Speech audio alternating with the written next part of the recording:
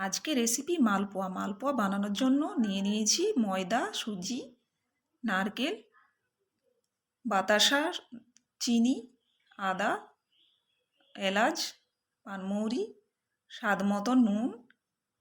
এইবারে ওপর থেকে জল দিয়ে ভালো করে ওটাকে মিক্সড করে বেটার বানিয়ে নিতে হবে। হাজব্যান্ড আমাকে বললো তুমি আমায় দাও, আমি তোমাকে বেটার বানিয়ে দিচ্ছি। আমি বললাম ভালোই হলো। এখানে তেল গরম হয়ে গেছে, এবারে এক এক করে দিয়ে দু পিঠ লাল করে ভেজে তুলে নেব। আপনারাও এইভাবে বাড়িতে বানিয়ে দেখতে পারেন, একদম সহজ উপায়।